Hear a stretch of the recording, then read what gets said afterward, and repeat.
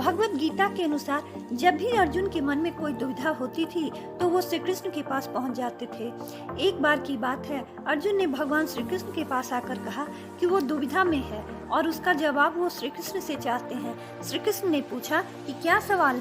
अर्जुन ने कहा, मुझे ये जानना है कि अच्छे लोगों के साथ हमेशा बुरा ही क्यों होता है, वहीं बुरे लोग खुशहाल दिखते हैं। अर्जुन के मुंह से ऐसी बातें सुनकर श्री कृष्ण मुस्कुराए और कहा, मनुष्य जैसा सोचता है और महसूस करता है वैसा कुछ नहीं होता है, बल्कि अज्ञानता की वजह से वो सच्चाई नहीं समझ पाता है। अर्जुन उनकी ये बात समझ नहीं पाए। इसके बाद श्री कृष्ण ने क्या कहा वो जानते हैं। श्री कृष्ण ने अर्जुन से कहा, पार्थ, मैं तुम्हें एक कथा सुनाता हूँ, उसे सुनकर तुम समझ जाओगे कि हर प्राणी को उसके कर्म के हिसाब से ही फल मिलता है।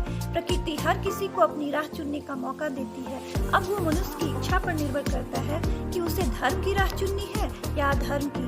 कथा शुरू करते हुए श्री कृष्ण ने कहा, एक नगर में दो पुरुष रहा करते थे। एक पुरुष व्यापारी था जिसके जीवन में धर्म की बहुत महत्ता थी।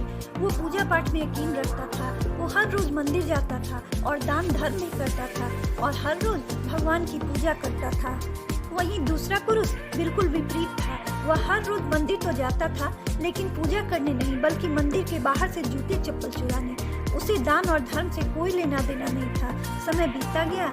एक दिन बहुत जोरों की बारिश हो रही थी। इस वजह से मंदिर में पुजारी के अलावा कोई नहीं था। ये बात जब दूसरे पुरुष को पता चली तो उसने सोचा कि यह सही मौका है मंदिर का धन चुराने का। पंडित से नजर बचाकर उसने मंदिर का सारा धन चुरा लिया। उसी समय धर्म कर्म में विश्वास रखने वाला व्यक्ति भी मंदिर पहुंचा।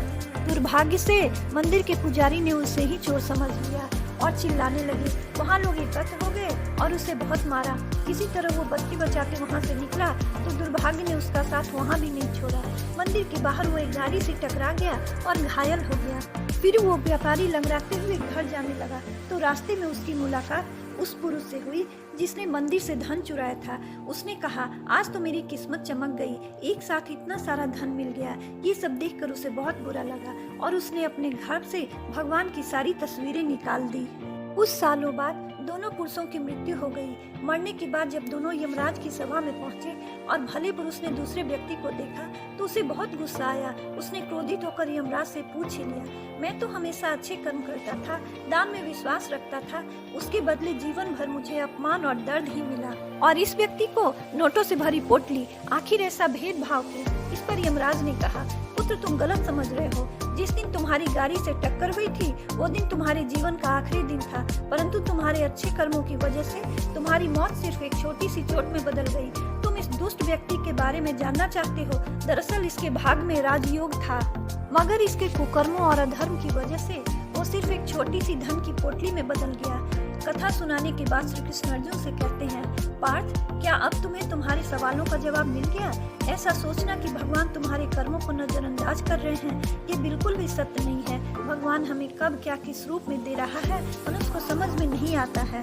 मगर आप अच्छे कर्म करते रहें तो भगवान की कृपा हमेशा बनी रहती है। इसलिए अपने अच्छे कर्मों को बदलना नहीं चाहिए, क्योंकि उसका फल हमें इसी जीवन में मिलता है।